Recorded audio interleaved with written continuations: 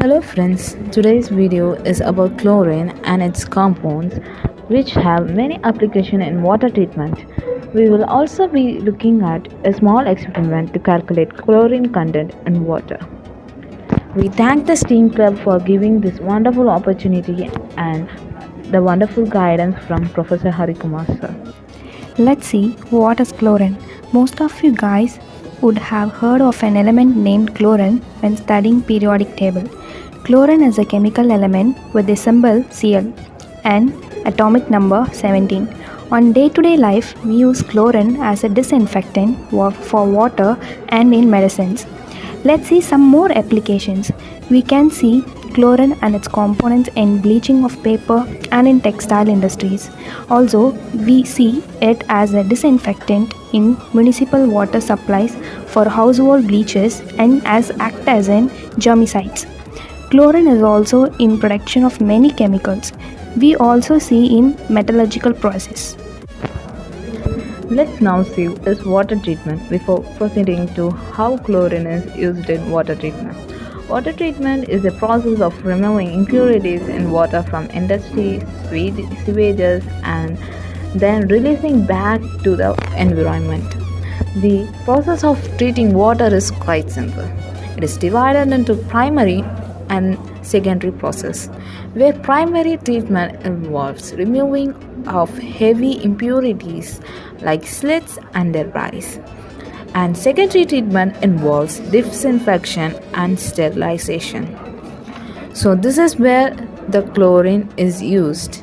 It is used as disinfecting agent of microbial life and other impurity in water. In water treatment, chlorine is used for on the form of chlorine gas, chloramine, and bleaching powder. A quick fact: chlorine gas was used in World War I. It is very cheap and powerful, and it is also used in swimming pools. Chlorination of swimming pools is something that we hear from time to time. Let's see how is chlorination important for swimming pools and how it's done. The chlorine solution that is poured into the water will break into different chemicals. These chemicals kill the microorganism in water, which is very advantageous for us. But there are also some disadvantages in using chlorination process. While its bacteria killing properties are very useful, chlorine also has some side effects that can even be hazardous. The scent we smell in swimming pools are because of chloramine presence, which are heavier and stays in one place unless wind carries it away. This smell can be irritating to our eyes and lungs. Long time exposure to strong amount can cause respiratory problems. There is also irritation to skin and make hair brittle. Chlorine can make fabrics fade and it's not rinsed off. Here is a brief process of how swimming pools are chlorinated.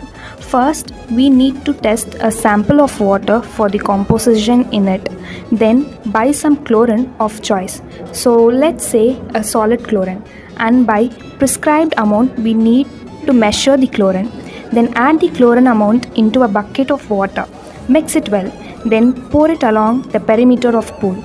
Let's see an experiment which is very powerful to calculate the amount of chlorine present in water sample.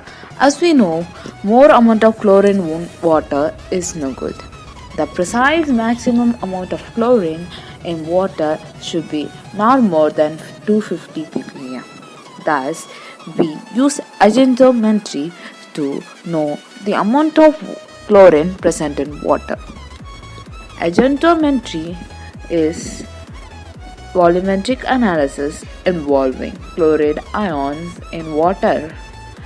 It is titrated against silver nitrate. Let's go into the procedure of how it is done. Step 1. Measure 20 ml of water sample, which is drinking water, in a conical flask. Step 2. Now let's add potassium chromate indicator to the sample, which will help us to know when the chloride is completely reacted with silver nitrate. Step 3. Fill the burette with silver nitrate. Step 4. To titrate the solution against silver nitrate until we see a color change to reddish brown.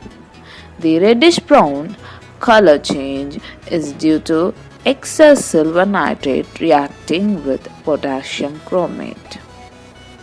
This will give you the amount of chloride present in water. This way we can measure chlorine content in water. But nowadays there are many new technology which help us to calculate the chlorine content in water easily. Such one equipment which is used is chlorimeter. Though we still don't have much development in this area.